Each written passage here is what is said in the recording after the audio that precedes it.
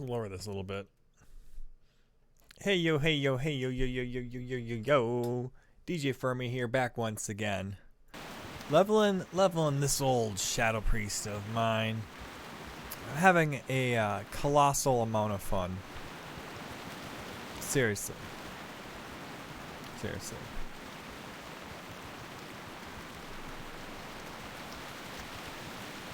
I gotta get some giants now. So I can get up on this road.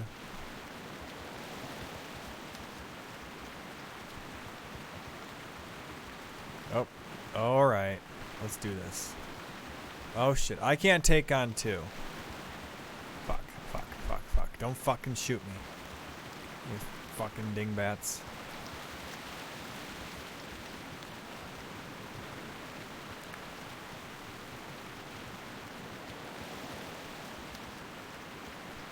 Oh wow, look at this fog. This is intense.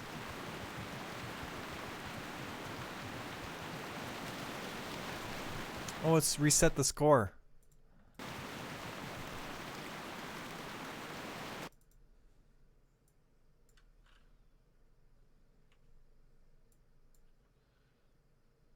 Alright. Everybody, welcome back. We just start this off at 0-0.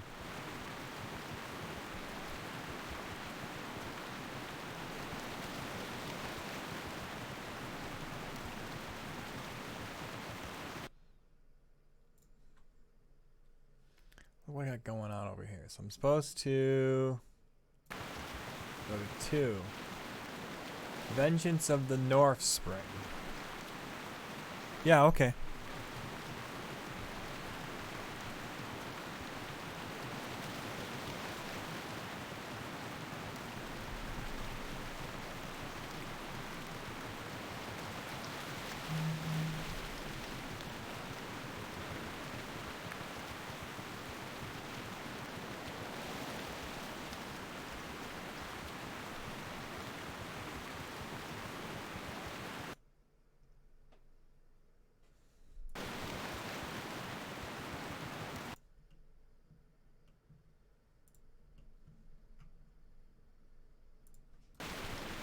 No.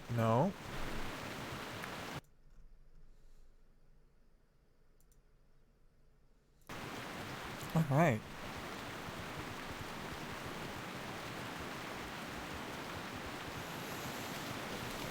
But how many levels above me should I fight people? I think I'm only gonna fight people I think I can win against.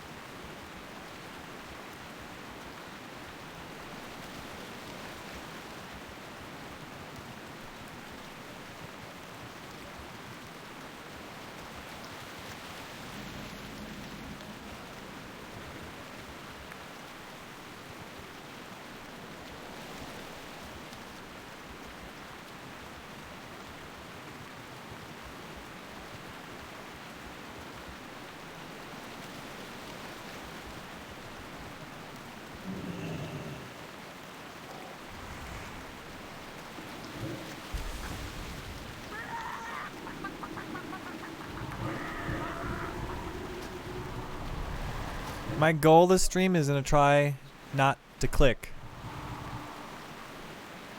Except on the stuff I set assigned to clicking.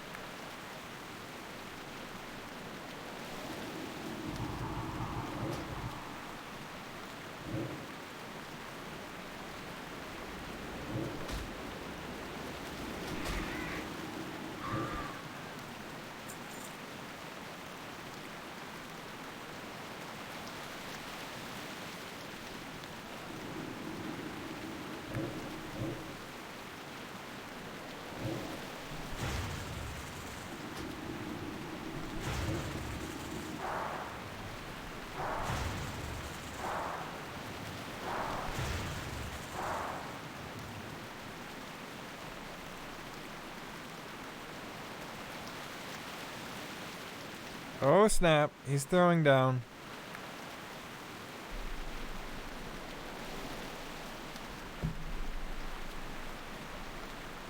I'm not listening to anything.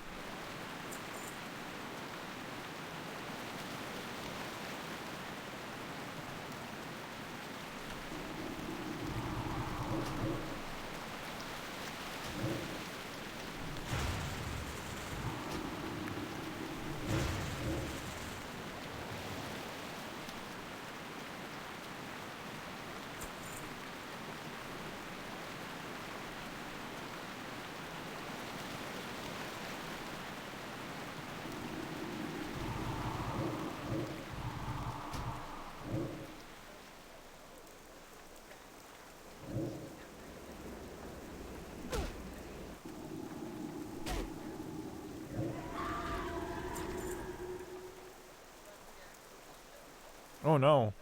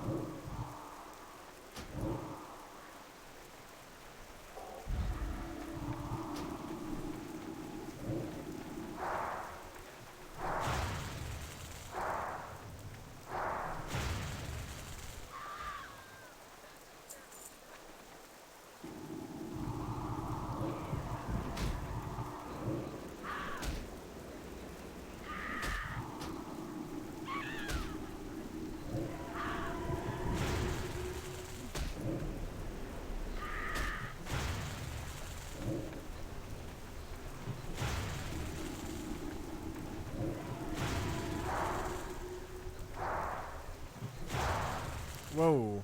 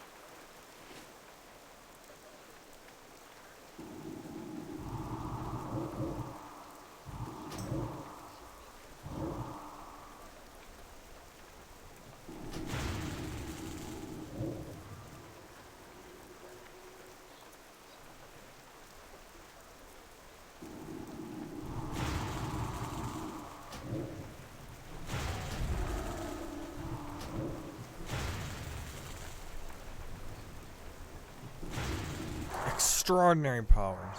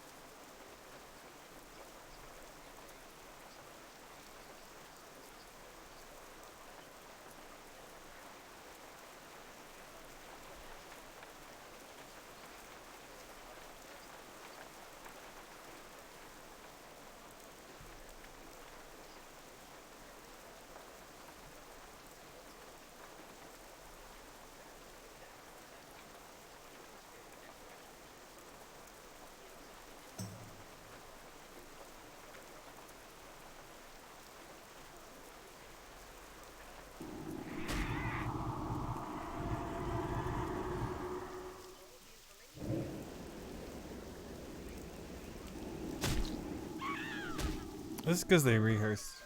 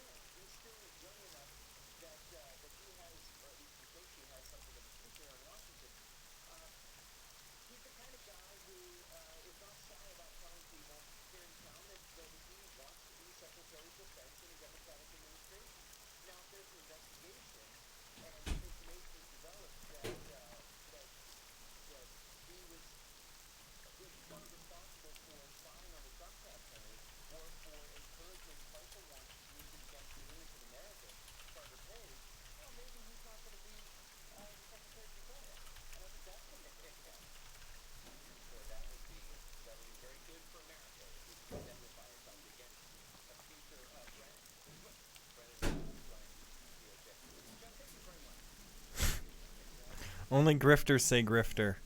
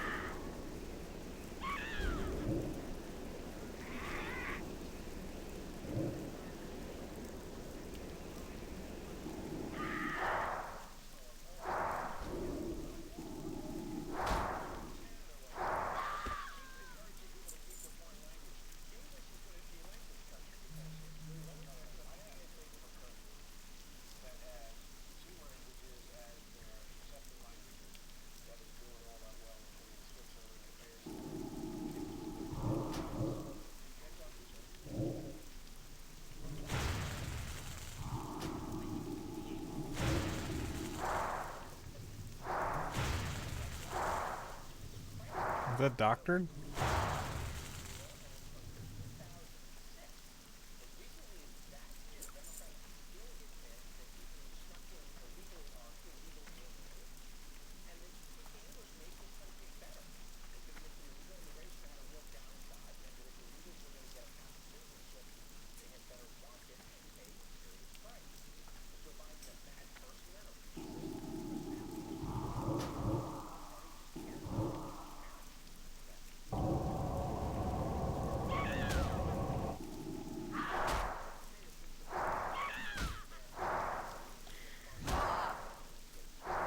Hmm.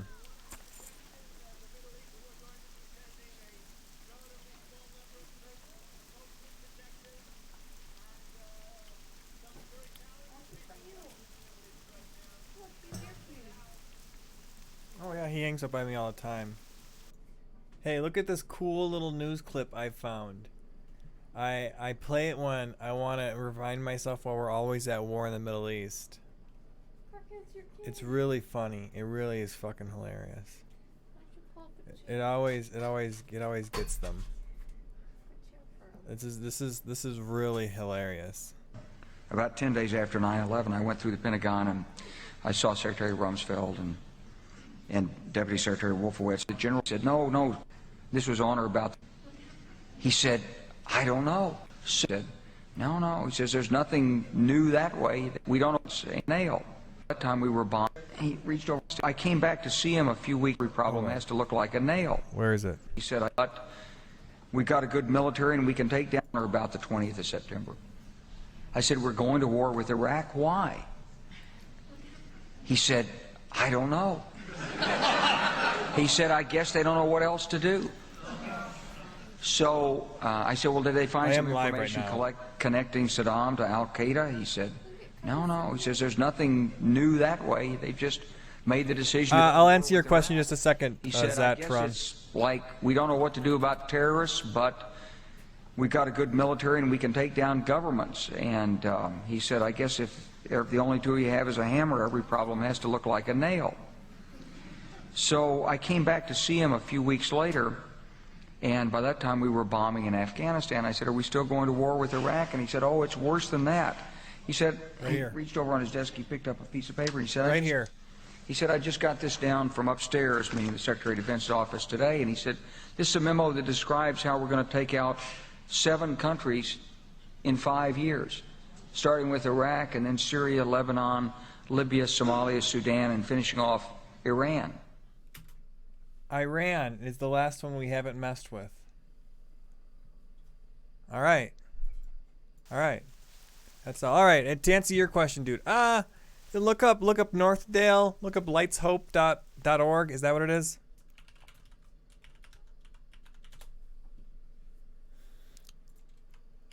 Yes. Here you go.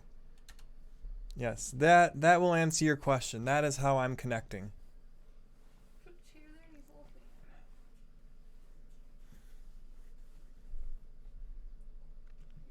So now as I'm watching my boy Tucker Carlson and they're like, oh yeah, the tension's rising with Iran. I'm just like, oh God, it's that friggin' plan.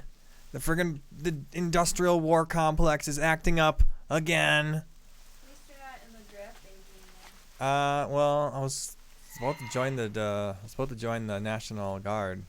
And they draft from those guys first. Oh really? Oh yeah. The National Guard, they send those guys overseas all the time. It's a stupid. Calling it National Guard is just a joke. Yes, they do have a client for you to connect through. Maybe you should do science or something.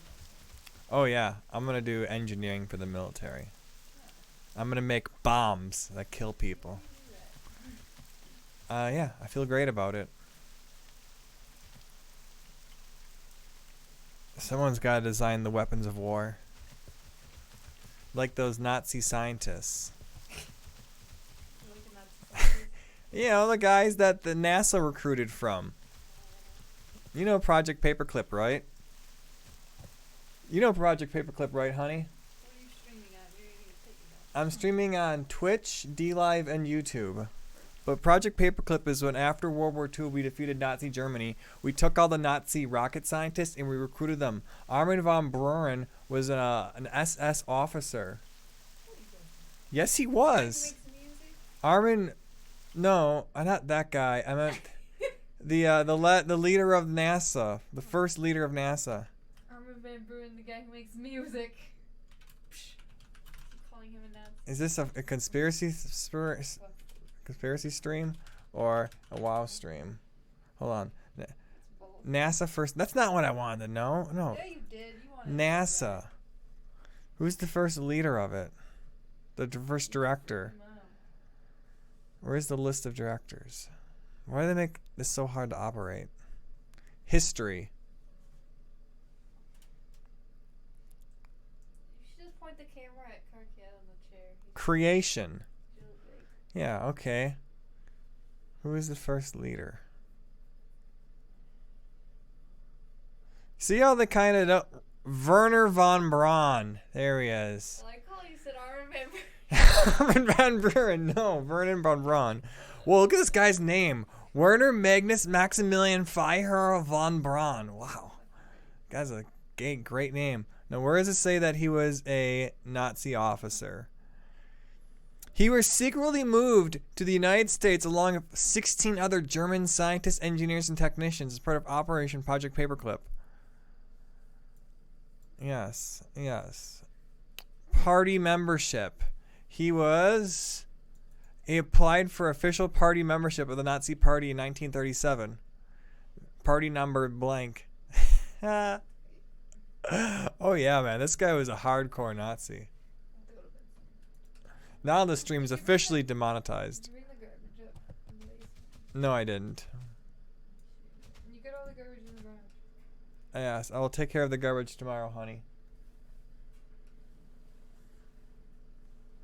Rose, Rose wants to beat up a car, can't get your water. get the water bottles on top of the dryer. No, it's right there. Oh, okay. I don't want to hurt Rose. Open the door, though. There, she ran away. Okay, I can actually open the door. All right. Sorry. It was a little bit of cat drama going on. My cats are fighting for some reason.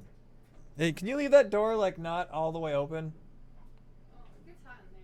This thing is half open, so the cat can get out. Okay, thank you. Sorry. Let's get back to this stupid quest. Amazing quest. I love this quest. Dude, questing in this game is so much fun. When I first played WoW, I played a human Shadow Priest. Huge mistake. Undead Shadow Priest, definitely the way to go. Some people will tell you troll Shadow Priest. Those people are dumb and stupid. Those people don't know what they're talking about. Devouring Plague, extra dot. You get an extra damage spell. Exclusive to Undead Shadow Priests. Amazing. I love it. Well, Undead Priest in general. So I'm looking for rogue feathers. I had literally put all my points in the shadow. I'm currently 41 points in the shadow. I don't think I'll do any more though. I think it's enough. Oh, I wasn't supposed to click. Now I'm trying to avoid clicking. I'm trying to get out of it. I'm a clicker. Yeah, my wife isn't up on everything, so I'm slowly introducing her to the knowledge. You know about things. You know what's up. Dude, your name is hard to say slightly because the Germans will say the as za, so I say it as za tren, the za tren. Oof. The Zatren. There you go. I said your name. Now you can leave now. Everybody else does. No. Don't leave. Don't leave. Hang out with me. Click like, to help out small independent streamers like me. That'd be great. Are you excited for Vanilla to come out? I'm so excited for Classic to come out. I'm gonna change it officially.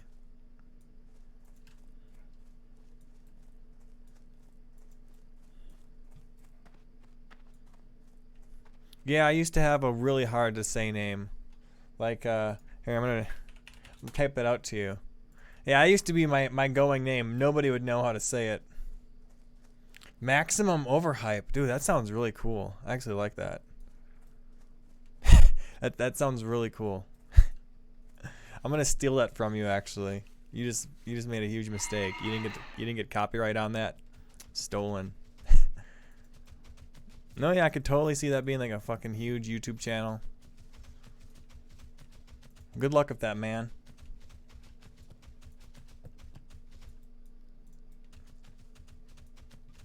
Maximum Overhype. Yeah, it reminds me of my other YouTube channel, Radically Moderate. Yeah, that's a funny little play on words there.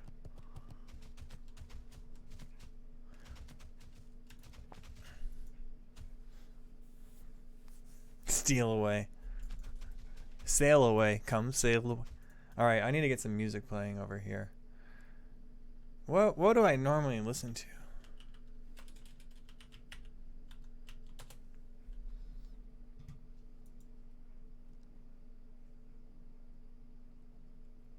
Whoa.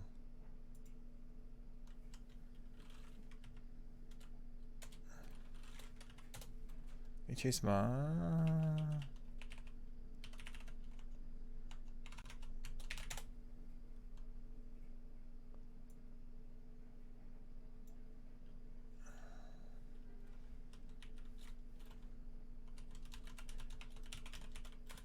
Pandora, why must you make it so hard to log in? That's it. That's it. It was playing a YouTube playlist.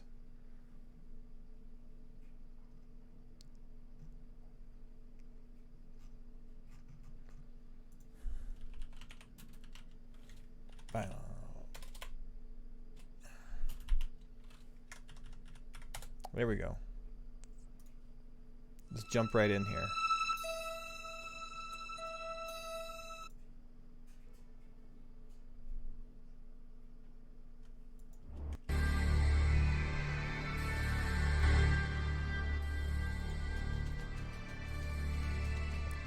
If you can name what game this is from, you're cool. You're really cool.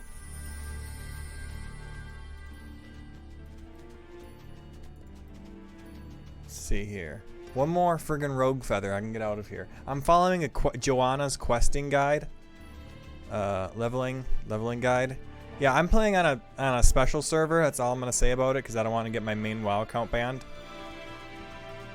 But I'm practicing for when it really comes out. Let's see. Rogue feathers.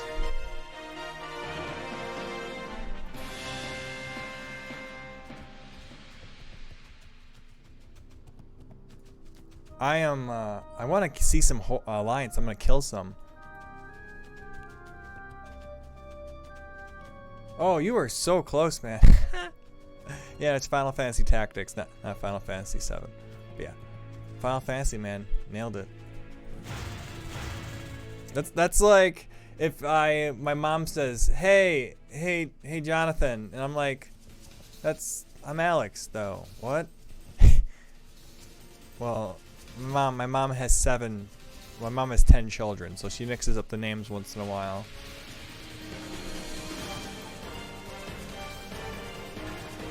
Rogue feathers, come on. This is a little high energy. I like it.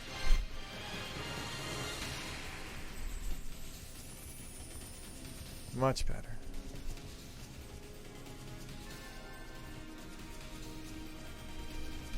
We're going in.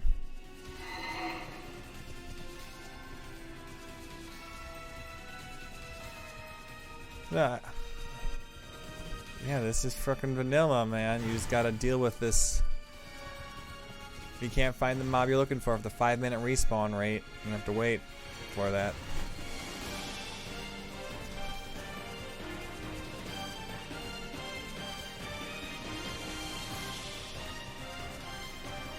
What's this up here? Oh, I gotta do another quest. I did not even know about that. So much for this quest card. Yes, 3. Get the Dark Heart. And then summon the Elda Hate Talon. Ooh. Oh, there's a deer.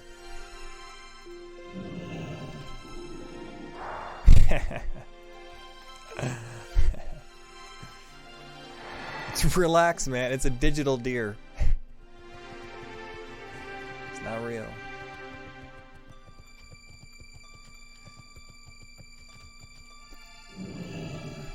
So let's see. Let's zoom in. Right here, dropped by this Hate Talon person. How do I do this? Dark Heart. How do you do this? Kill everything. Use the Horn of Hate Talon. Okay. There's a horn somewhere in my bag. I have a messy bag. What's it look like? Oh, dude, yes. Yes, they would ban you. That Esfand, #1 Nostralis streamer, got his main WoW account banned for like a whole year. And it just recently came unbanned the same time these beta servers are coming out. So yes, I'm playing on a special server. That's all I'm gonna say.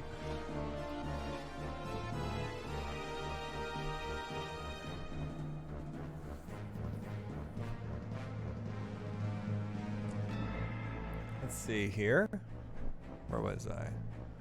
So there's some horn in my bag. What's it look like? Okay, it looks. Oh, there it is. All right, let's do this. Let's get ready. Shield, drink, food. This is things an elite. I could take on an elite, I think.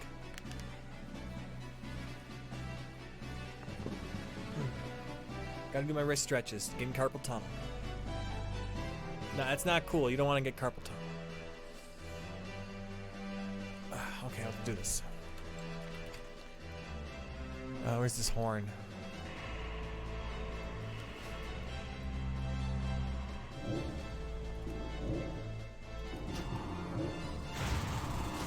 Cast silence on it, and she's gonna have to run over here.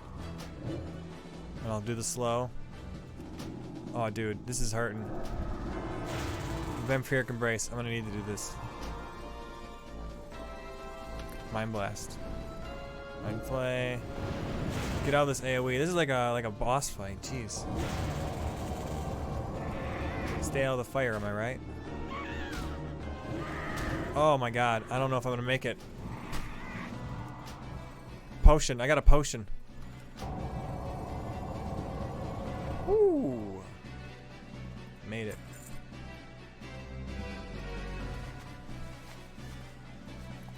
I'm gonna use all my cooldowns in a pot. I did well.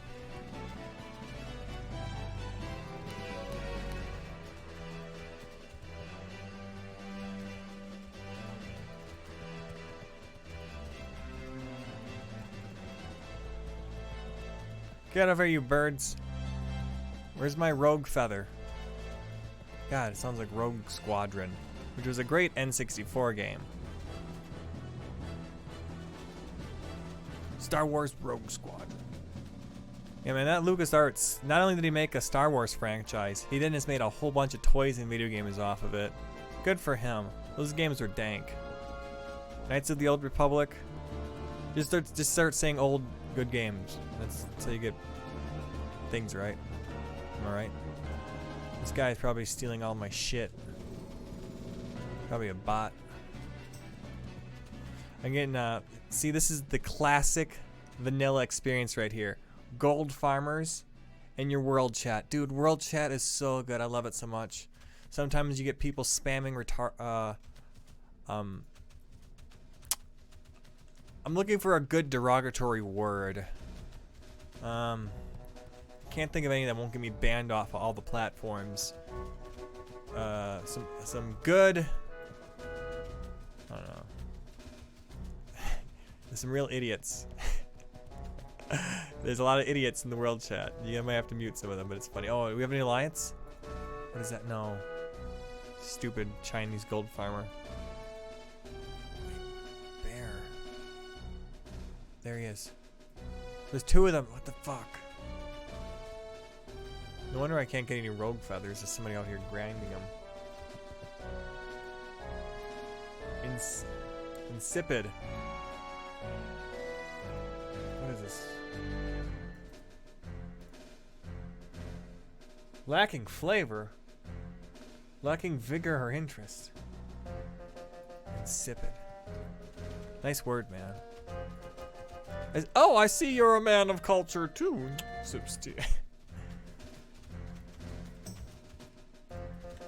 Yeah, this is a leveling guide. Came to a screeching halt at this one particular quest.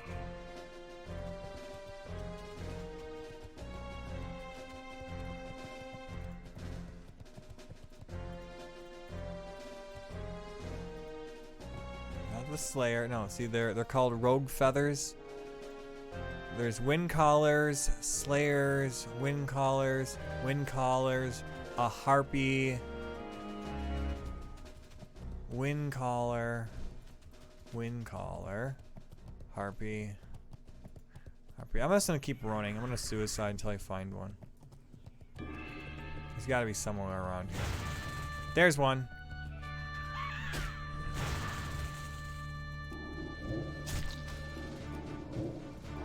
Yeah, watch me, watch me. I don't give a fook.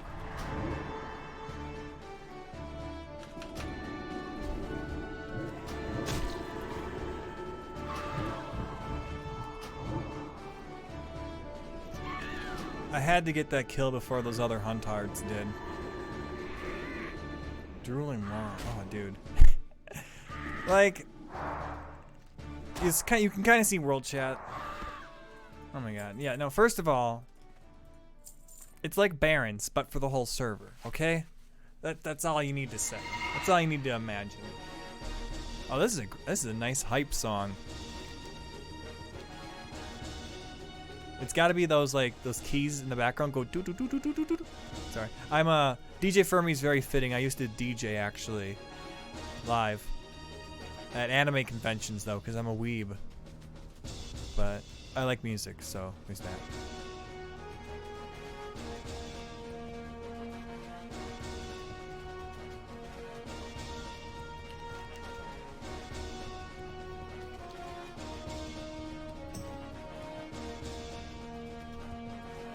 Am I supposed to shrink these things?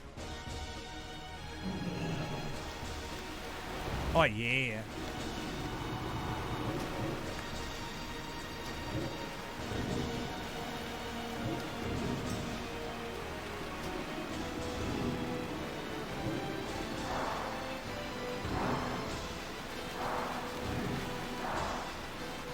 In case you're curious about my talents.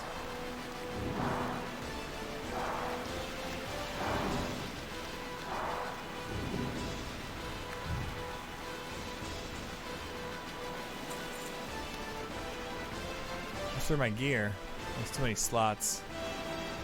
I'll take a food break. Look at this. I got the bad Mojo mask. The Warlock was really upset when I won this over top of him. Ha! Okay, yeah, especially vanilla classic Shadow Priests. Yeah.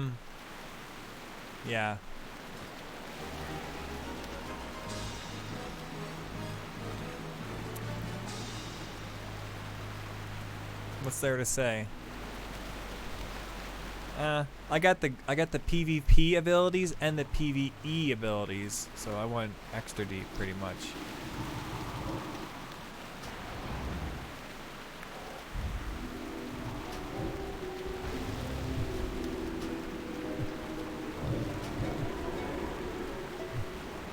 So far, no alliance. So far, so good.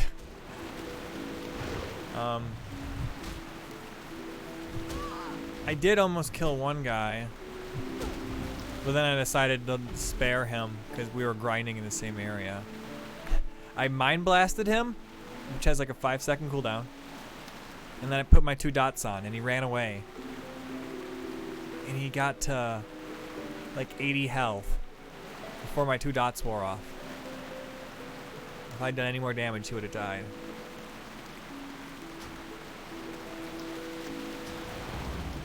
But I didn't do any more damage because I was like, you know, I don't want to make enemies in the area I'm going to be grinding. But otherwise, I will kill any alliance I see on sight, even if they're level above me, even if they're level 60s. Like I'm riding on the road, and I got my slow mount, and a level 60 rides past me. I'll dismount and try to attack them and tag them. But then usually at my because I'm level 50 and they're level 60, so they got 10 levels of resistance on me. So they'll resist all my spells, and it's kind of funny and comical as I try to take them out. And they're just like what? Staring at me confused, and then I start spamming my chicken emote at them.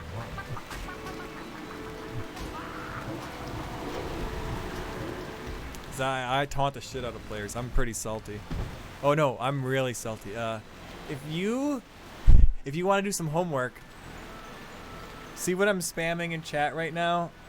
You can translate that into Alliance from Horde and figure out what it says. But yeah, that's how when I kill some Alliance, I might spam that at them, and they'll know how I feel. I'm not. You won't ever. I won't ever say that out loud. Why? What's wrong with it? Shh, mind your business, man. It's private. Okay, it's a private joke.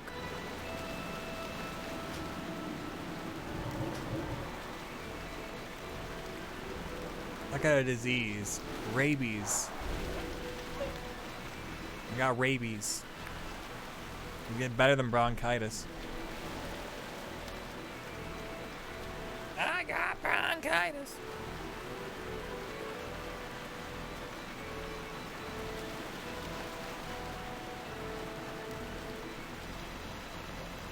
What other quest do I have to do up here? So this is the questing guide I'm following. So we are on step 4 right here. Kill some giants. Then go to the Goblin South and turn in. Last chance for chicken escort. Okay, we get it. I'm not doing it. Hearth to the Camp Mohache. Okay.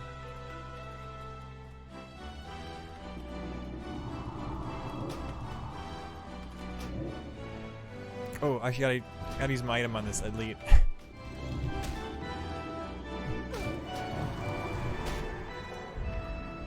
Damn, these guys are tough. So yeah, one of my talents I have, and he's gone now. Whatever. Thanks for stopping by.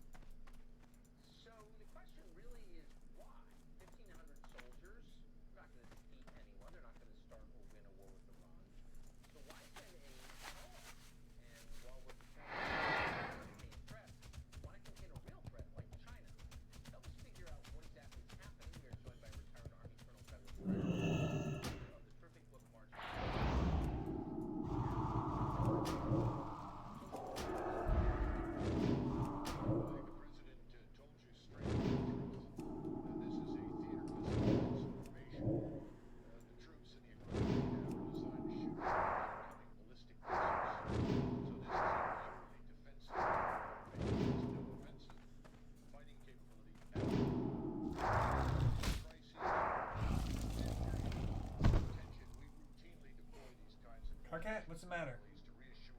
Is Rose bullying you?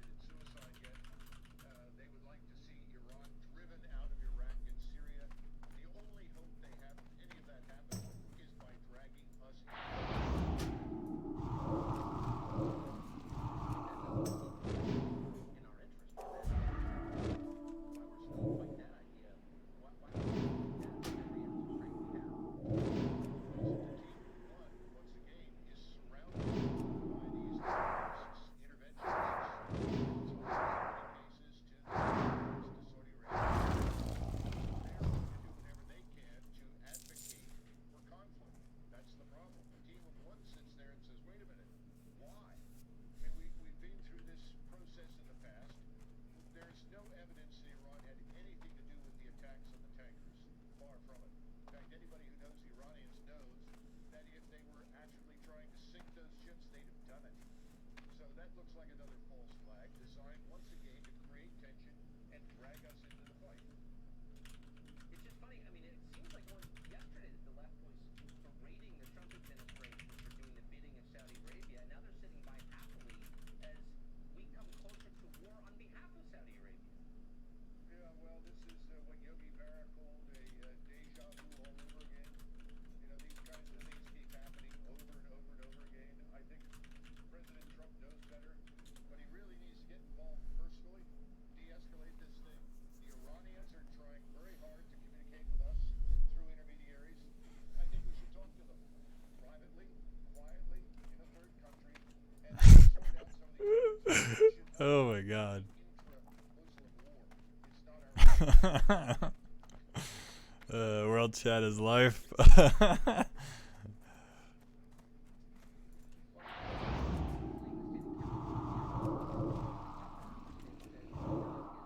Instead, he's blaming this show for real.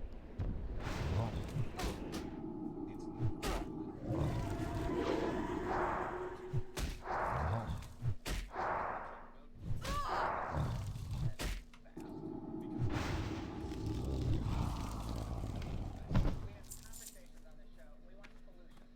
That's why America watches. Well, the governor of California, Gavin Newsom, spoke the other day to the California Chamber of Commerce. Yesterday, in fact, and in his speech, Newsom admitted that business leaders in California are distressed. Some of them are angry. Some of them are fleeing the state entirely and not coming back. Newsom admitted that's happening, and then he said he knows why it's happening.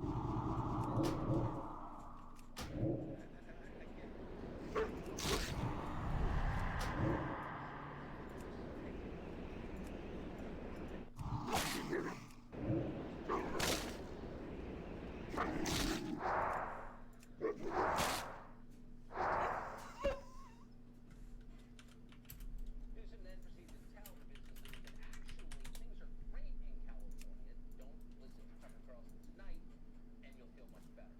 Now, we'd like to think that we have enough power to convince people of things that aren't true, to work our voodoo, but we're not capable of doing that. What we've done instead is just show people what's happening in the largest state in the union, California. Every day we do that. Every day the message is the same.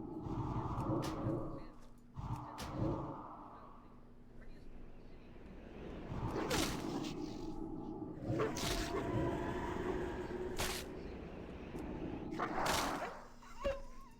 It's ridiculous. Then the absurd law bans on plastic straws or preventing authorities from reporting illegal immigrants to ICE. How does that help anybody? It doesn't help a single American citizen. You know, sky-high taxes and housing costs to make the place unlivable for the middle class. You don't have to take our word for it because we've had video and statistical evidence for everything we say, obviously.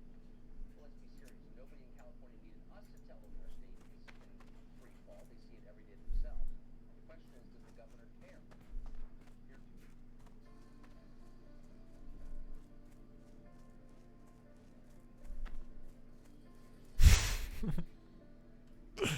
Okay, I figured out who my future troll buddies are. Worse in its most affluent towns.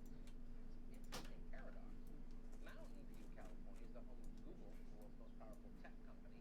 Apartments rent in Mountain View for more than $4,100 per month on average. The average home costs more than $1.8 million.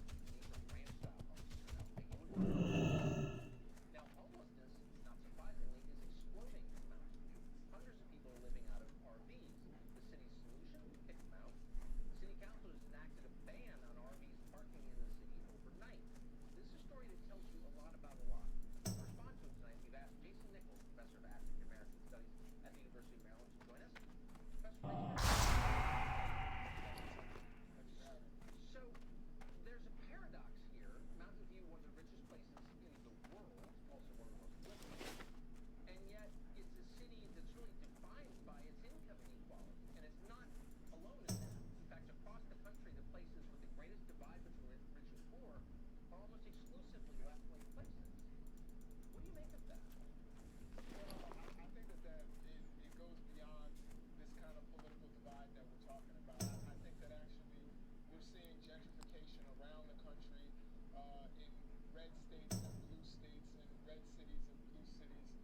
This is just a matter of income inequality altogether. The fact that the price of housing is rising much higher and much faster than wages.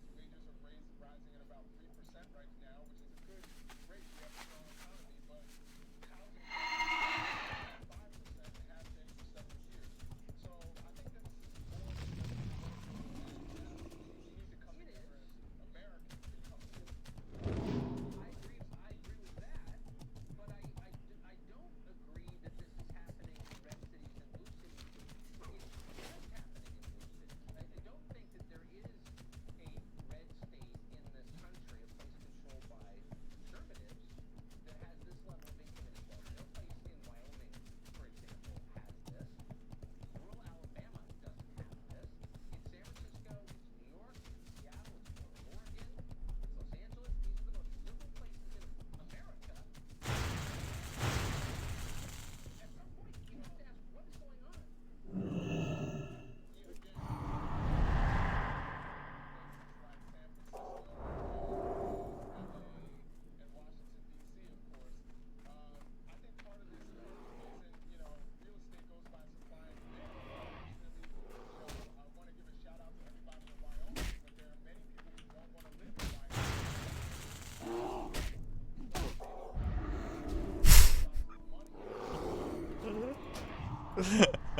Looking for Group BC. Oh man, this will get them salty.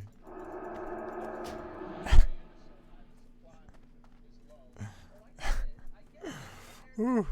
We're trolling in world chat. If you're the founders of Google and you're progressive icons and you really believe you're a good person because you help so many people, why are you doing something to help people right now in your mansion?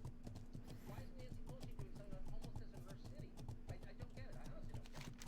Well, no, I would agree that there are many things that politicians need to do on both sides of the aisle in order to, deal with this crisis, but I would say, again, I would also go with the fact that the leader of HUD, who is, my is someone who's running red zone, some of the poorest people in the country. Ah. Doing some good things at HUD. I'm not so sure that Dr. Carson got up to, but there are many people who are also rising rents on people who can't afford it, and that's leading to more of a push out. Of course, in California, you have 8 in 10 people actually live outdoors, so people in RVs are actually somewhat fortunate in that circumstance. So I think there's both sides of the aisle. I don't know. I guess I just don't see that. If you can find, I hope you'll come back. If you can find a city of over 100,000 people in America run by conservatives that has the same problem of homelessness or income inequality. I just don't think there is one, but maybe there is, and I would think our community would find it. Thank you. Very good. I don't think your economy is going to just warn the fans that Tommy Flower is a white supremacist vegetable. Don't engage. Tell you what you thought about that. Very much.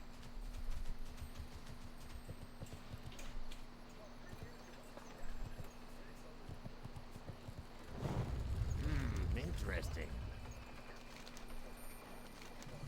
Be good. Time is money, friend.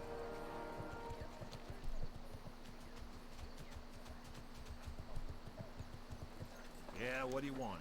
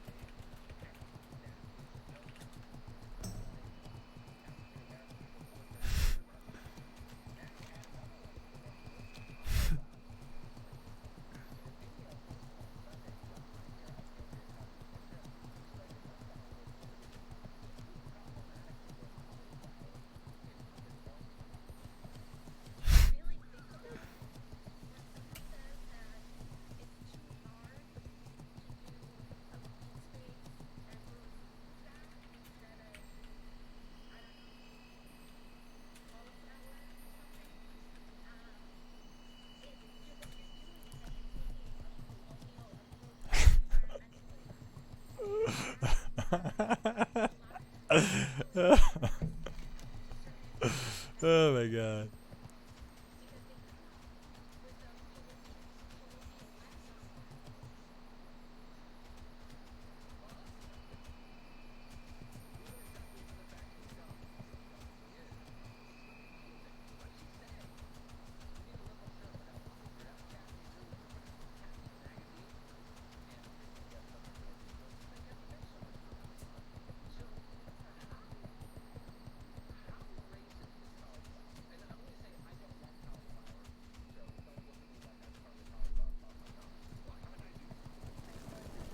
How are you?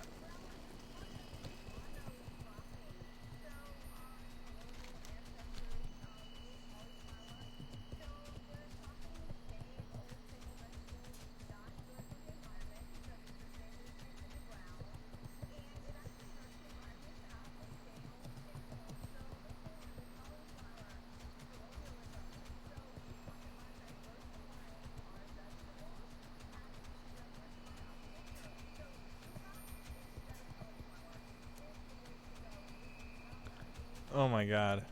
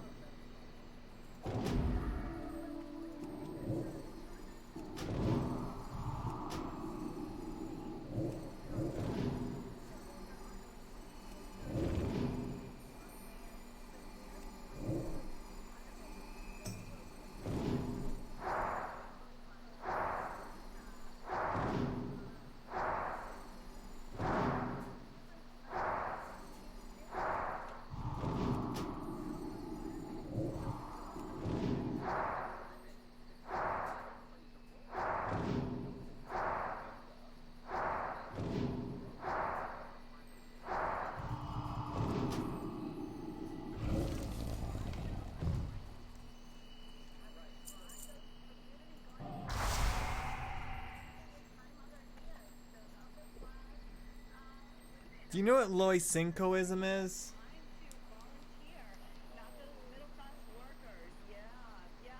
The racist cauliflower eaters.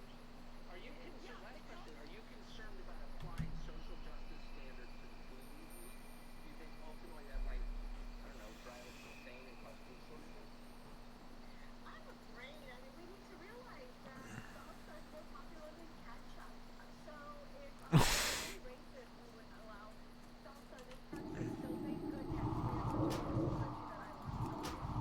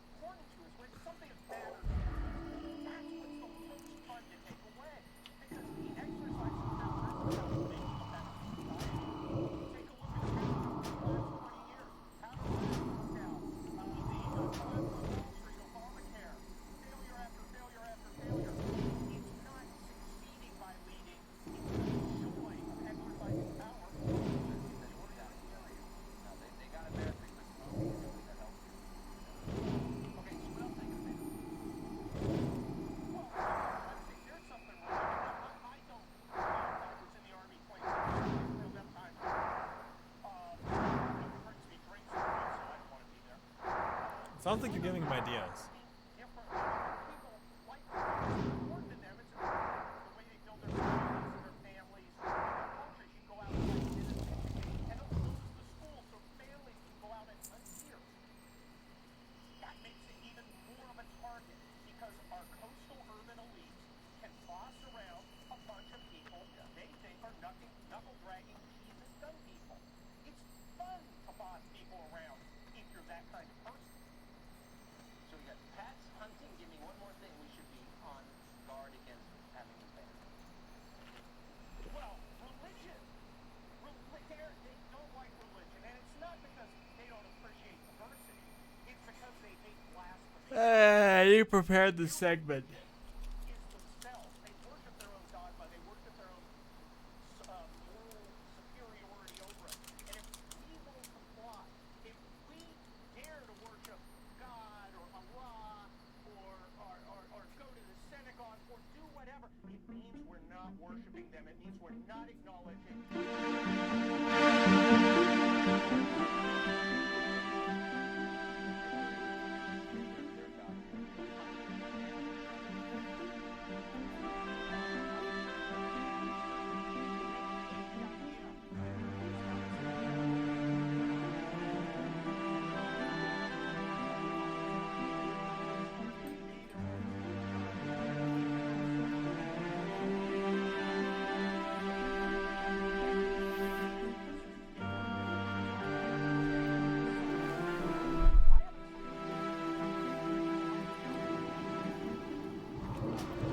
Tell him the fuck off.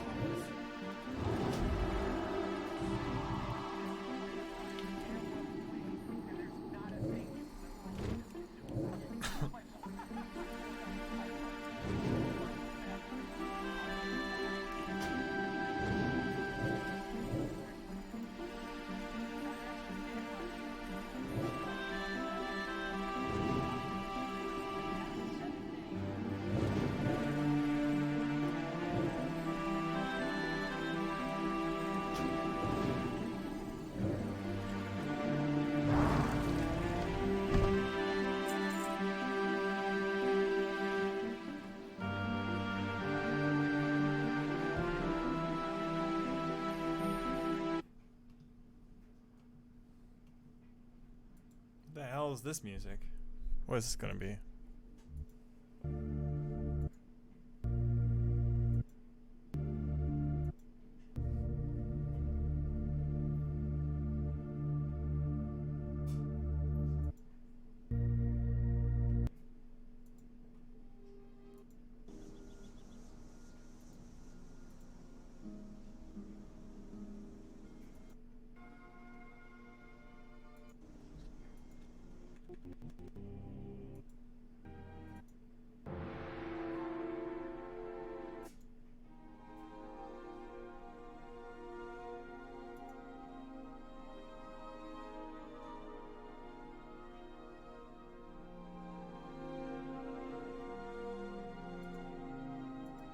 You stare aimlessly at the falling white cold piling up on your lawn.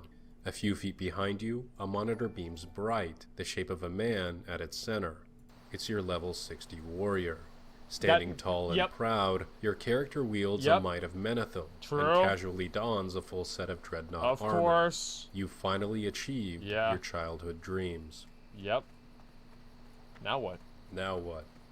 Exactly. It's a scenario we've all run through our heads 1,000 times. After all, vanilla has ended once before. And the more time we True. spend thinking about this inevitability, the more our imaginations run wild. So although I've never been a fan of putting the cart before the horse, I do think it's justified to ask the dreaded question on many of our minds. What's what next? happens to classic WoW when Nex Rammus, the final raid in vanilla World of Warcraft, is on farm? Possibility number 1, the Burning Crusade. Yep. Probably the most intuitive path forward. So it makes With sense. Blizzard finally validating the business case of Classic WoW, it would make sense for the corporation to capitalize on Classic's success by re-releasing its spiritual successor. And seeing as a Obviously. large portion of the Classic community is just as fond of TBC as they are vanilla, Yeah, I I'd think say it's so. safe to assume the majority of Classic players would love to continue their Warcraft journey into Outlands. Development costs of the venture would be relatively low, Oh, that'd be all things badass. considered, and Blizzard could use I TBC forgot that part Realms of as the another cinematic. incentive for Classic fans to purchase modern WoW expansions. The whole idea is pretty Yeah, risk-averse that is true. and financially prudent. But believe it or not, TBC is not the only path forward for Blizzard. There are a few other scenarios that I could see taking place post-Naxx, with one scenario gaining momentum within the community in these past few months. This scenario is called Patch 1.13. Possibility number 2, Patch 1.13. Warriors can charge in While combat. TBC servers seem like the intuitive That's the go-to only change. post-Naxx, I've been noticing Great that the patch. Patch 113 movement has been gaining steam online. Rather than progress into World of Warcraft's first expansion, some players are requesting that Classic WoW continue beyond the Necropolis with additional level 60 content, in OSRS, what has been basically. colloquially referred to as Patch 113. In this patch and beyond, Blizzard would release content that was originally intended for vanilla, but never had a chance to fully develop prior to the Burning Crusade. Some examples of this unfinished Emerald content Dream? are the Emerald Dream, Yep, the Dragon Karazhan. Isles, and the Karazhan Crypts. Whoa, Developing whoa. this content would allow players Wait a sec, let me look at that. I never saw that picture before. the Holy shit. Whoa. Wow. What is that? Damn. I've never seen that before. What is that? And I've explored. I'm a huge WoW person. Yeah, I didn't even see this at all. That's fucking awesome. Yeah, they should have done this. I straight up have not even seen. There's videos of this place? I've never seen Dragon it. Isles, and the Karazhan Crypts. Developing this Okay. content would allow players to continue progressing in the vanilla world pre-Outlands, but with new content to keep the experience fresh. I've got to be honest, when I was first making this video, I thought this idea was a bit outlandish, no pun intended. After all, I'm no changes. there you go. But even on the There business you side go. of things, investing millions of dollars into development of an unproven concept when you have a fully developed, surefire hit available in the pipeline is the opposite of prudent. But Yeah, then I remembered a that's true. sad yet important reality in today's world: real money transactions and DLC. Back in 2004, DLC was not as nearly common I love as it is DLC. today. Games It's as a my service favorite. wasn't as viable a business model, as the internet was still in its infancy. To spend money but in for a today's game I world, already bought. why wouldn't a corporation, especially Activision Blizzard, who made a whopping 60% of their revenue from microtransactions I love this last picture, quarter, man. This pursue is a a great DLC picture. option before advancing to the next expansion? Patch 1.13, 1.14, and 1.15 could all be separate DLC packs, each costing $30 to $40, GameStop and could prolong exclusive. user subscriptions for the next expansion's fuck goes to release. GameStop? It's a cynical thought, but in today's world, it wouldn't really surprise me. I'm not a fan of DLC, or any form of in-game transaction man. in a subscription-based game. So let's hope things don't come to this. After all, there are still other routes that Blizzard can take. Possibility number 3, fresh or seasonal servers. If you've been observing the phenomenon of unofficial realms, you may Unofficial realms. I think they should do this. They should do at least 2 of these. They should make fresh realms, and they should make TBC realms, in my opinion. 1.13. Hey, I mean, that could go either way. I really can't say how great that would be or not. It's really kind of scary for me to think. But yeah, I think they should absolutely do fresh realms, because that gives people like something to look forward to. It creates hype again, and I think it would be exciting, right? So yeah, I would like to see that. 1.13 sounds better than TBC to me. Well, people like feel differently about it. For me personally, I'd like to see TBC, but I'd be curious to see what 1.13 would look like if Blizzard wanted to do it. I mean, I'm curious. I'm not saying I want them to do it, but I'd be curious, like, what would that even be? Because the problem with 1.13, right, is that you're going to have a point where characters just get so powerful because of the Naxx gear. Naxx gear is already, like, really, really good. And it's going to be a situation where basically, like, the more hit rating you have, or let's say, the more strength you have, the more the critical strike rating helps you, right? Because you do even more damage. So they scale on top of each other. So if you have a bunch of different tiers, you're going to have the same issue that you have in current WoW, where people's power growth throughout the expansion becomes massive. And I don't know how they can counteract that.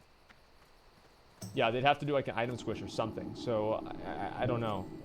have noticed a recent trend in player preference, the willingness Tier of players to 3.5, yeah, abandon something like high-level that. characters on long-established realms in lieu of a fresh server experience. Yep. I've noticed this trend catching fire in the past 18 months or so, with private servers rising to meet the demand. It's somewhat counterintuitive. The idea of spending hundreds of hours leveling to 60 and gearing up, only to start all over again on a different server. Yet there is something to be said about the fresh server experience. The feeling of rushing through the starting zones, trying to get ahead of the pack, I and the actually fact really that you like start this. on the same level as everyone else I would re-level is fresh server enticing. every time. Maybe the future of Classic WoW is simply more Classic WoW, with new servers released periodically to reinvigorate players looking for a fresh This should happen experience. regardless. This scenario might seem unlikely, but logistically speaking, it's actually the easiest. No development costs would be required, the community would remain unsplit, and Blizzard wouldn't have to worry about supporting two versions of Classic Exactly. alongside the modern game. Exactly. I'd call it the lazy boy route if it weren't for possibility is. number 4. Possibility number 4, nothing. Classic WoW stays as is. In the unlikely event that Classic WoW flops, and J. Allen Brack was right all along, You think you do, but you don't. it's probable that Classic Vanilla is all we'll get. That means a permanent patch 1.12.2, the last That's patch fine. of Vanilla, where That's full fine tier too. 3 could become as ubiquitous as this dumb meme. And as somebody who's wanted Classic Realms since This was Wrath, video from I'm totally 2018. okay with that. Sure, I would love to venture onwards into the Burning Crusade, an expansion I didn't get to play much back in the day, but it's really always been about vanilla for me, even if it means a stagnant 1.12.2 realm.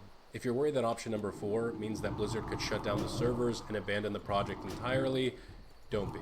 During an interview with PC Gamer at BlizzCon, J. Allen Brack stated the following: I think there will be a lot of tourists, but it doesn't matter what I think, because once we're committed to doing this at a Blizzard level, which we are, whatever happens is going to happen. If millions of people show up and play for years, that's awesome, and if just tens of people show up and play for years, we're fine either way. What's important to us is that we have this classic experience people can enjoy, that people do have the opportunity to go back to. From this statement, I Fucking- think that's Blizzard's got- commitment yeah. to the longevity of Classic Yeah, is clear, okay. so regardless of how the game performs, I Okay. don't think you need to be worried about having your progress wiped. So with all Here's the difference between that and Heroes of the Storm. WoW used to be good. Heroes of the Storm never was. these possibilities available post Naxxramas, which one do I think is the most likely? Well, first and foremost, I do believe that Classic BC. WoW will It's be a BC, resounding obviously. success, Obviously possibly even BC. more so than the original vanilla game. So that takes option 4 off the table. Additionally, I believe such success warrants more investment into Classic servers, and the byproduct of this investment would be some kind of post 1.12.2 content, eliminating option 3 as well. Now, I do want Okay. to note that option 3, periodic fresh servers, is not mutually exclusive to developing TBC servers Yeah, or no. patch 1.13. So it's entirely Yeah. possible we see option 3 continue in parallel Do to all three. options 1 or 2, which brings us to the final showdown. If Classic WoW is successful, will Blizzard transition into the Burning Crusade and possibly Wrath of the Lich King, or will Blizzard choose to develop 1.13 content and beyond for the original Classic game? If you go back and read the post-BlizzCon interview transcripts, I think the answer is pretty clear. Okay, Sure, what are they saying? Patch 1.13 content could be sold as DLC, could prolong subscriptions, and could satisfy vanilla loyalists with unexplored content.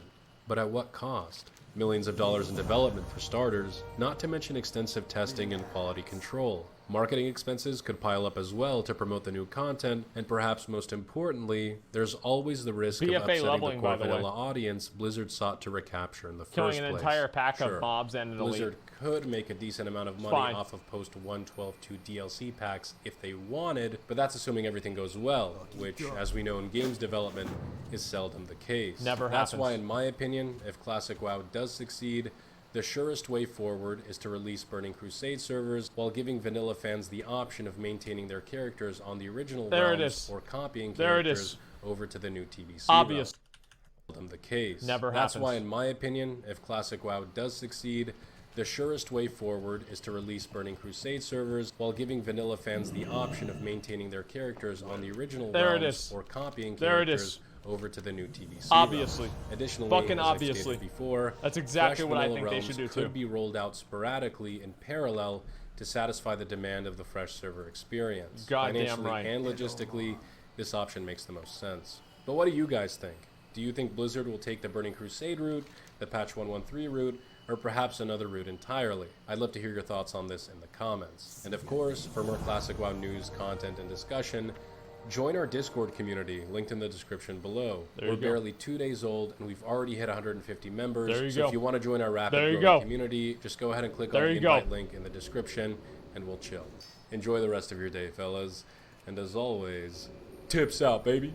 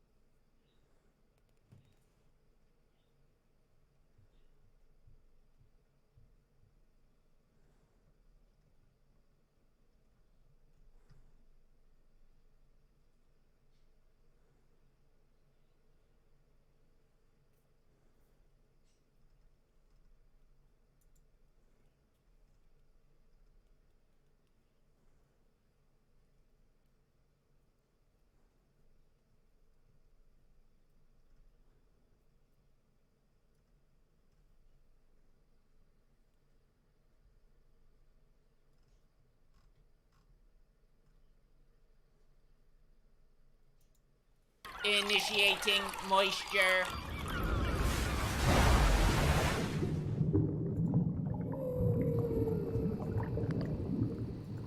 When the Aladdin trailer dropped, the entire internet, myself included, took a fat shit in their nostalgia pants. They were disgusted with what they've done to the movie, and they were all saying how awful it was going to be. I admit I was one of those people. I just saw Aladdin, and it wasn't nearly as bad as the trailers made it out to be, nor was it as bad as I expected it to be. It was a good movie, albeit a movie that did not need to get made, nor did it add anything to the Aladdin legacy or anything like that. The movie on its own would be a pretty damn good movie if Aladdin didn't exist already, because it is not as good as the cartoon in any way, in any department. Now, the big thing everyone hated about Aladdin was Will Smith as the genie. He looked like shit. He did not look like the genie. He looked like really bad CGI from a weird moment in Power Rangers. It just didn't work. He did not work as a blue genie. However, in the movie, it does. He does a decent job. The blue genie still doesn't look good. It still looks like ass. It looks like a fucking cardboard cutout that's animatronic. It looks bad. It looks like a really low-budget CGI blue genie for Will Smith. I didn't care for that. But when he wasn't the blue genie, when he was just Will Smith as the genie being himself, he was a good character. In fact, he's probably the best character in the entire movie. And that's not to say that when he's a blue genie it's shit, because those songs, those moments when he is the genie, the bluest, cosmic, powerful genie there is, those songs and those moments are the best part of the movie. This movie is lacking enthusiasm, it's lacking energy that the original had, because you can't translate a lot of what made the original so special and powerful into something live action. It just doesn't work. Take, for example, Jafar, who was the weakest part of this movie.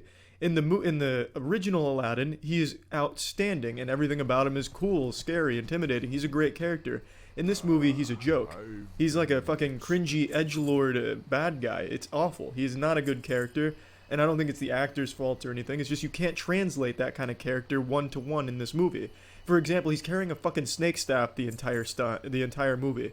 That's goofy. That's not scary, that's not imposing, that's not cool, it's goofy. That's like something a 4-year-old would think would be awesome for a Halloween costume. It doesn't work. In the cartoon it does, the movie a lot doesn't. You can't have that kind of energy for the musicals, like for example, The Prince of Ababwa. You can't have that kind of incredible musical performance like in the original in this live action. For example, when they say, you know, strong as 10 regular men, it's just Will Smith saying that line. However, in the original cartoon, you got like fucking 10 men flexing and shit, and it's really cool to look at, and it's a really quick moment, and it's really nice. Everything in the original is just done much better than this live action. It was never going to live up to that. Now, Will Smith doesn't even come close to Robin Williams. He never had a chance. There was never any possibility where that came to unfold. However, he does a good job, and like I said, he's my favorite character and probably just all around the best character in the movie. When it's not Will Smith in the scene is boring. The scene has really weak dialogue with almost no energy. It's delivered by like a high school thespian group. it just doesn't go over well. It's not because the actors aren't talented. Whoever plays Jasmine, Naomi Scott, she does a great job. It's just the writing and the characters you can't take from Aladdin, the cartoon, to Aladdin with real people. It just doesn't work. It doesn't feel right. And I feel like the director just didn't understand how to keep that enthusiasm and energy. And it's a shame. It's not a bad movie by any means. It's good, but it's a movie that's only going to get compared to the original, and that really brings it down. I don't think anyone's going to walk away blown away. Some people will probably be satisfied, like, yeah. Was it supposed to be better than the original? Maybe. What brings you here?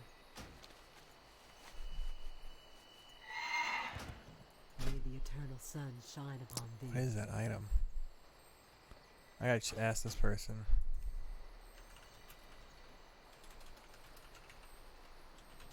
What's your main hand? Well met. Winds.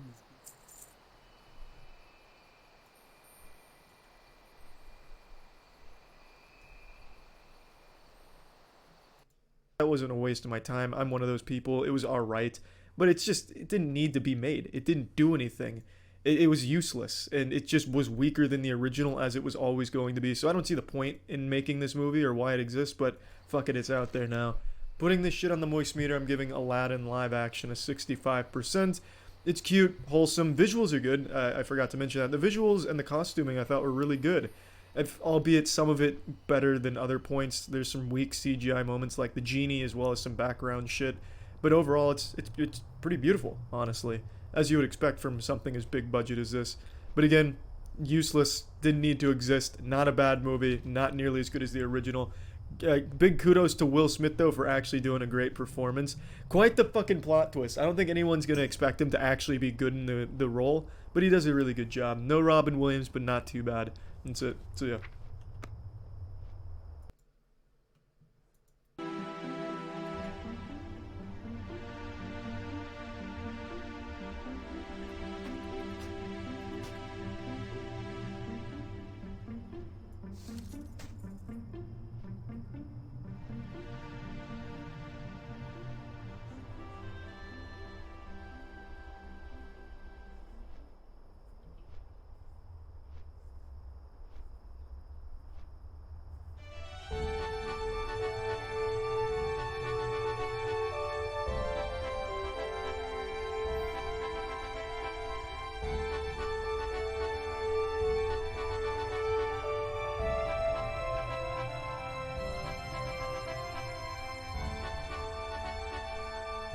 Man, that French horn is beautiful sounding.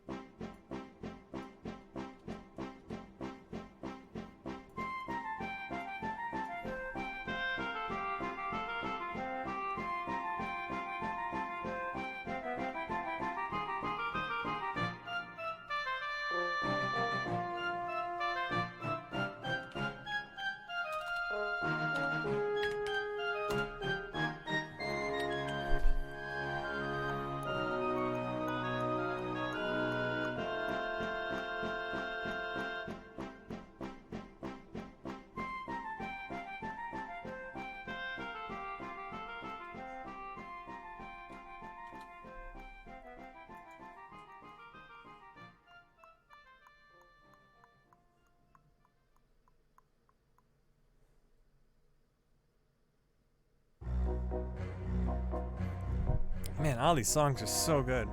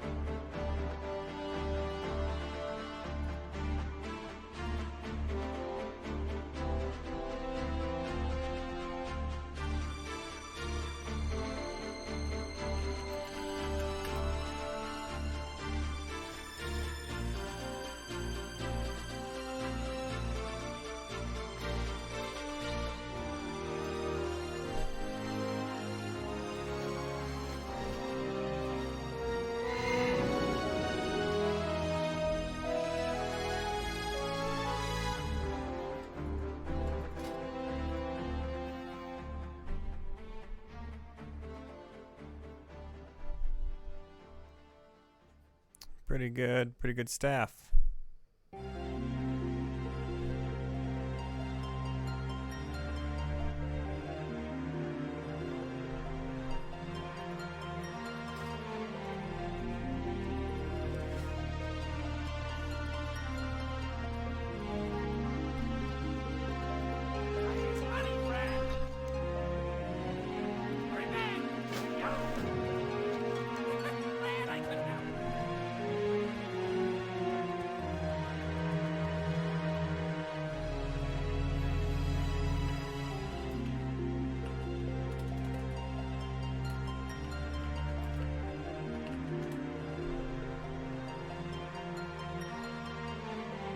Spell coefficients.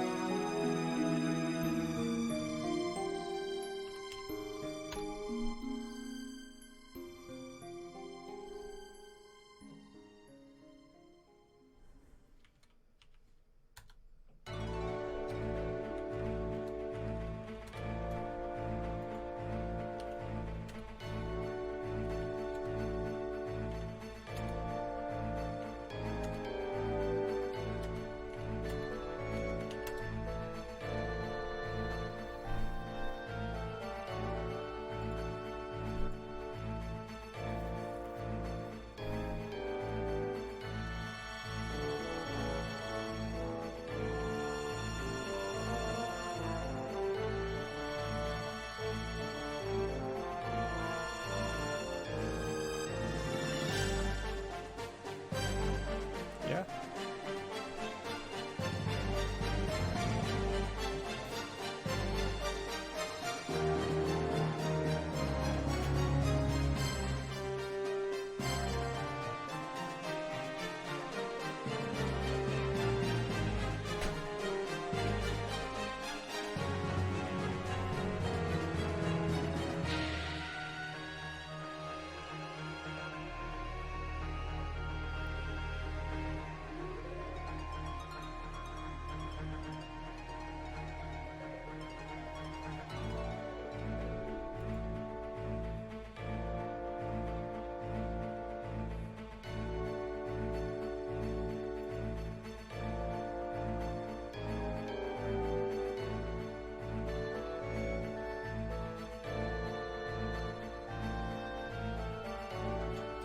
Hi.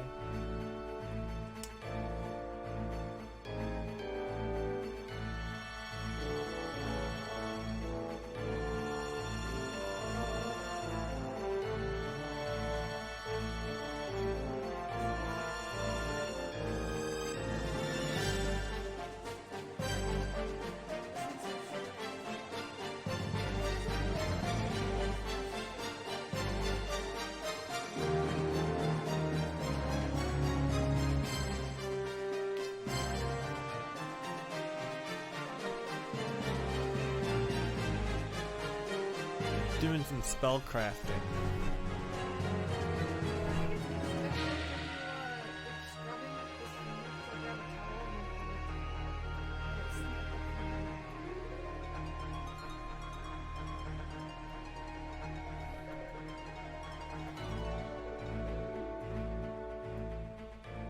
And this ratio is,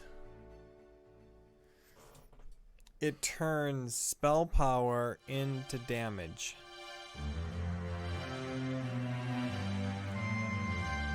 So it's damage per spell. That's damage for spell power. And this is damage per mana.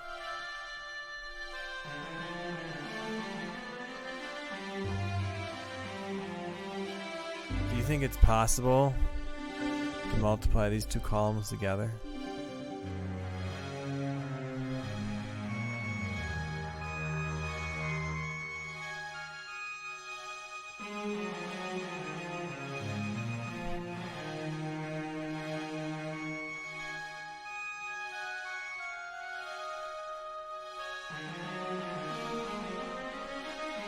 Okay, let's just read this first one here.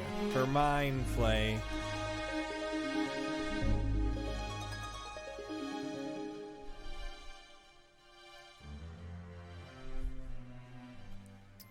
rank 4.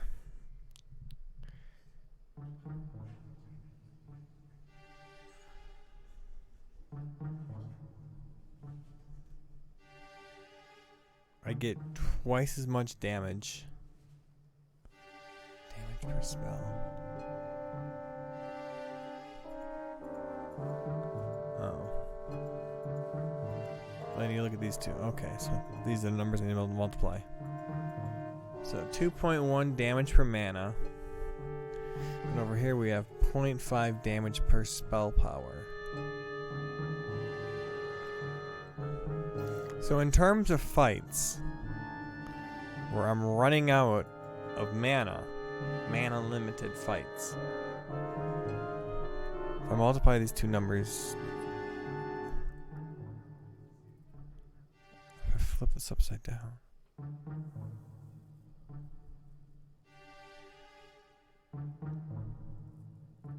if I get the inverse of this, which is 2, multiplied by that, you get 4.2 spell power per mana.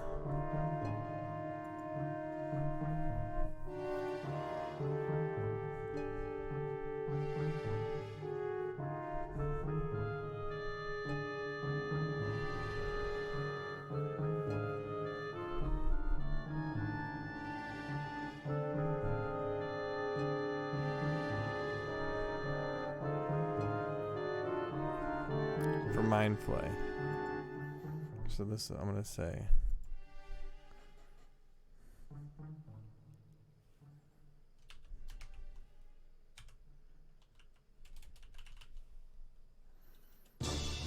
so power per mana equals that divided by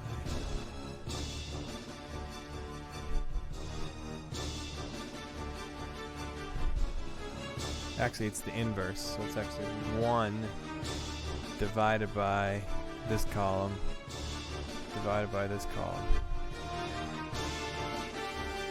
Hold on. Maybe some parentheses will help. Alright, let's slide this down though. Mind Flay, what is this? Oh, 2 divided by 2 is 1. Oh, okay. Interesting ratios.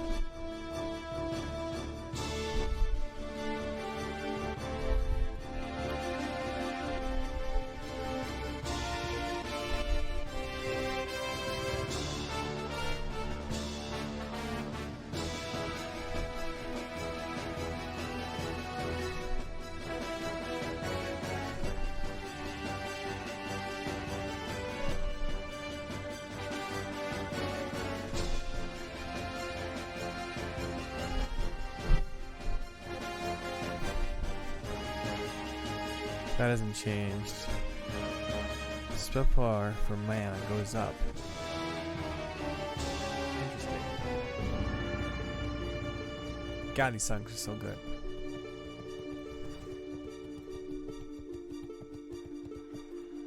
Potential customer.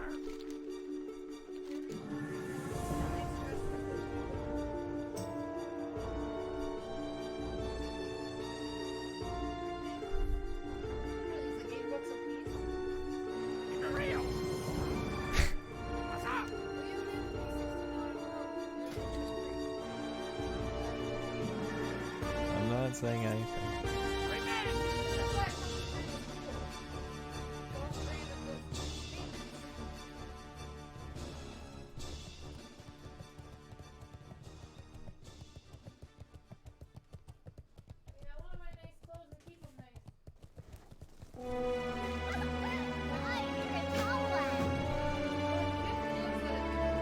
Spit.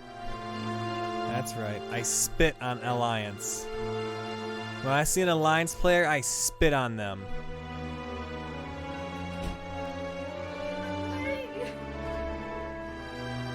You want to show your leg on stream? Hike it up. There's no one watching. Everyone's just How looking dare you spit on my... You look cute.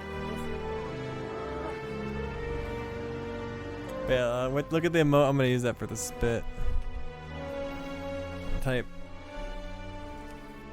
slash spit. I need a. How it? Hey, that guy used slow on me. Good. Oh, he's strutting around me. Good. Spit. No. Where's this guy? I'll 1v1 him. Where's my chicken emote? Where's... Apparently these guards in Tenaris get the most kills.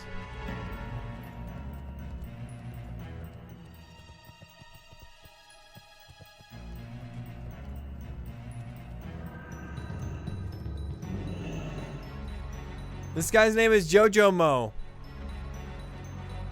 Oh yeah, everyone's just got spat on.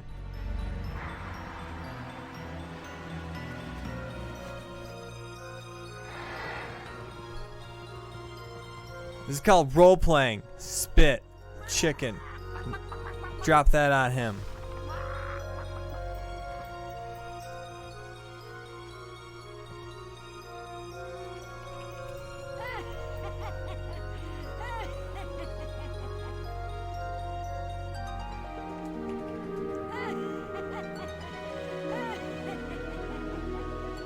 Oh my god.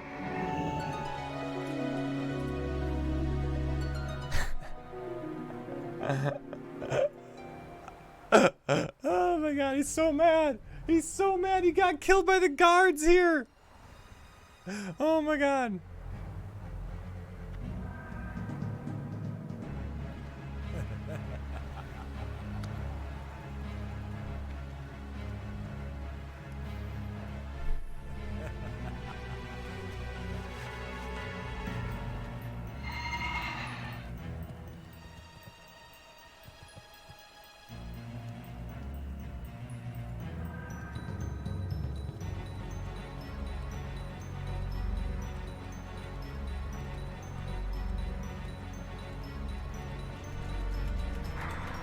What other quest do I gotta do out here?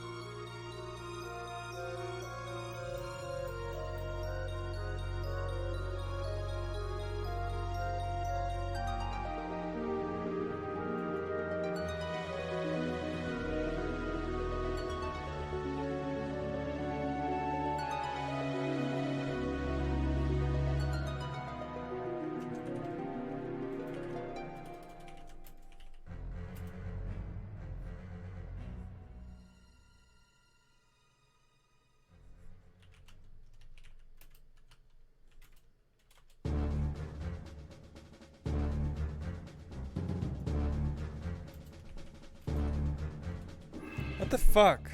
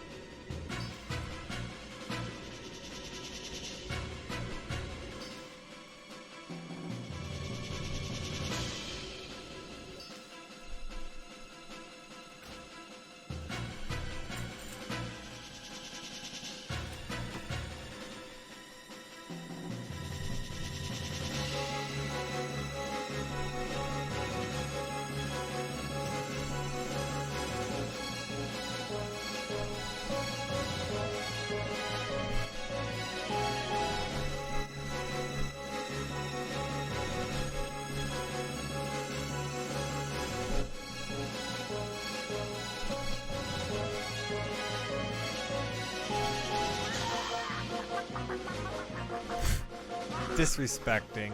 Just disrespecting. Maximum disrespect.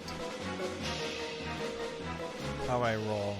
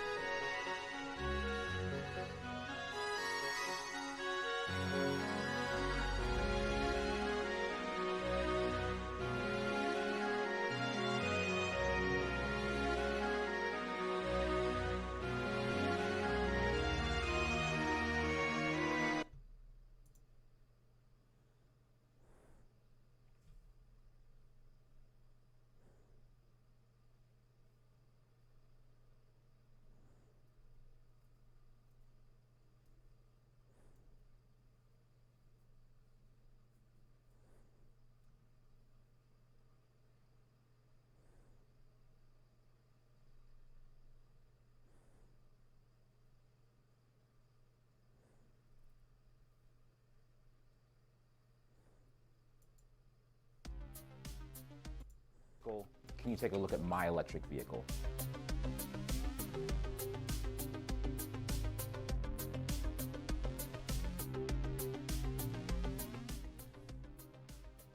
So this is a personal car that I'm working on. This is my car, and this was in a side collision. My name's Rich, and I run a YouTube channel called Rich Rebuilds. Hey guys, Rich with Rich Rebuilds here, and today I'm going to tell you all what's wrong with my salvage for the Tesla Model S. The reason why I started my YouTube channel was to kind of demystify Teslas in general. So I purchased a Tesla Model S a few years ago, and I started taking it apart to see if I could actually put it back together. That main screen, the door handles are presenting. This is off to a good start. This car really has a special place in my heart because this is the first one that I rebuilt. This is Dolores, my first completed flood Tesla project. If you guys haven't heard the story on this as yet, I found a Tesla that was in a saltwater flood and spent 6 months merging 2 cars together to bring this one back to life. At the time, there was a lot of mystery around the cars. Tesla wasn't really sharing much information about them in terms of what's inside of them and how they worked. So I figured to myself, people may actually be interested in things from the car. I think Joe Rogan had this guy on his podcast. The channel has been gaining an insane amount of traction. Thank you. Restructurings that happened at Tesla, and at that point I decided, well, you know, I can go and find another job and not necessarily be happy. And the electrified garage is going to be built. Have you been? Right now, is it just you? Presence. An existing location, you need to hire.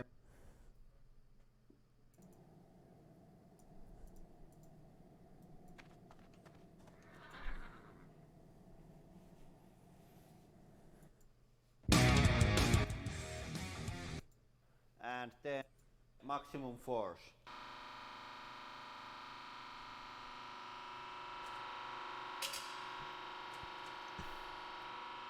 Yeah, there it was.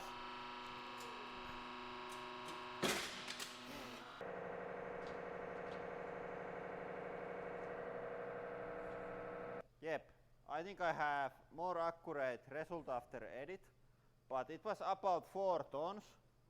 And I think it was like already making pretty bad sounds before that. So this has only safety margin of 2, and I think that's pretty not very much. So I wouldn't put anything under car when lifting with device like this. This isn't very safe. Yep, and then the next one is floor jack.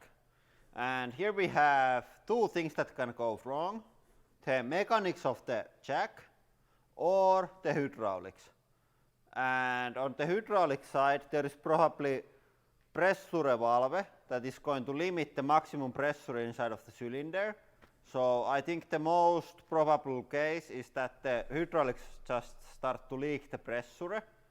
So it will go down without any drama.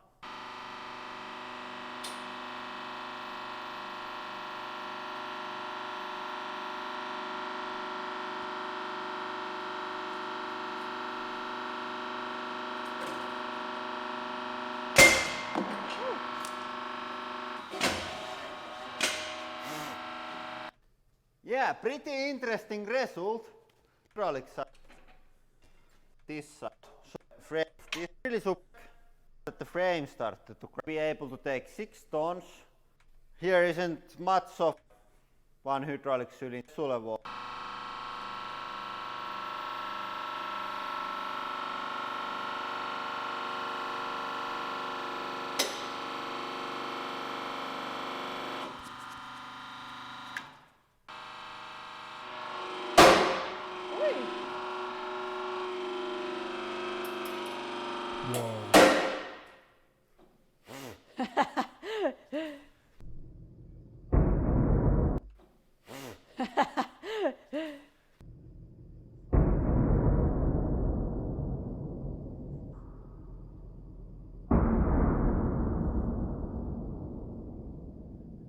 What the hell happened?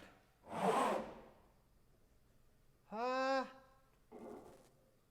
wanted to stop here to have a look. No, I think we on damage. This has the highest safety margin of the tons. So this has the highest safety margin of the regular jacks.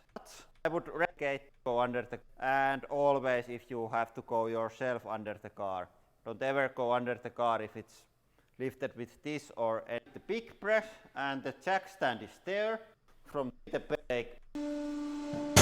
Oi! Oh! Ah, pretty nice.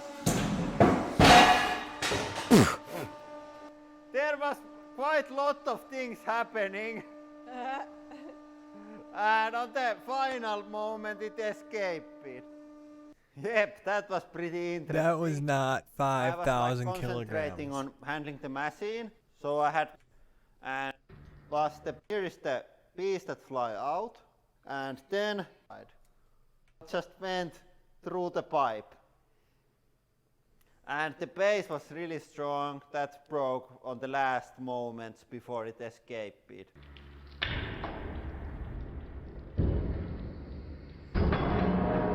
It's better broke, so way more than, so this has safety margin of 5, so way more than with the other jacks.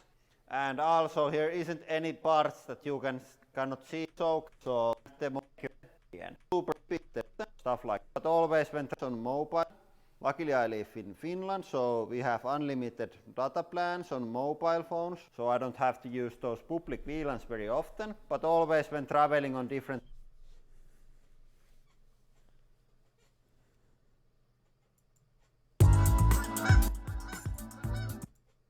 Sensitive detectors constantly monitor different aspects like temperature, pressure, and reactor power level. When needed, what about the power level? Can safely and automatically shut down within seconds. Nuclear reactors in Canada have 2 independent, fast-acting, and equally effective shutdown systems. The first shutdown system is made up of rods that drop automatically and stop the nuclear reaction if something irregular is detected. The second system injects a liquid or poison inside the reactor to immediately stop the nuclear reaction. Both systems work without power or operator intervention. However, they can also be manually activated. These systems are regularly and safely tested. Once a CANDU reactor is shut down, it will stay this way until restarted by the operators in the control room. There is absolutely no possibility of the reactor accidentally restarting on its own after it's shut down. The reactor must be manually restarted and must be clean. Following shutdown, the amount of energy produced by the reactor decreases rapidly. The nuclear fuel will, however, continue to produce some heat and must be cooled. That heat, called decay heat, represents a small fraction of the heat produced during normal operation.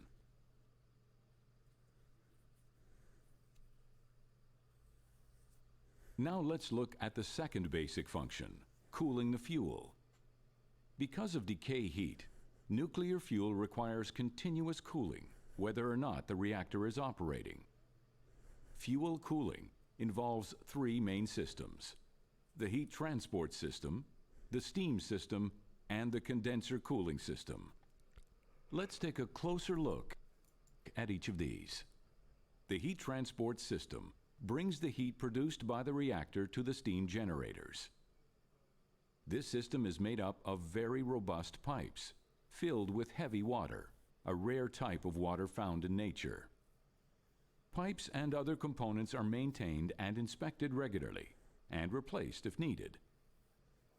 Inspections include measuring pipe wear and tear and identifying any microscopic cracks or changes well before they become a problem.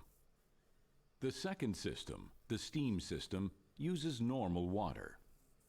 The heat from the reactor turns this water into steam to run the turbines and generators. That steam is then cooled and condensed using a third system that pumps in cold water from a body of water such as a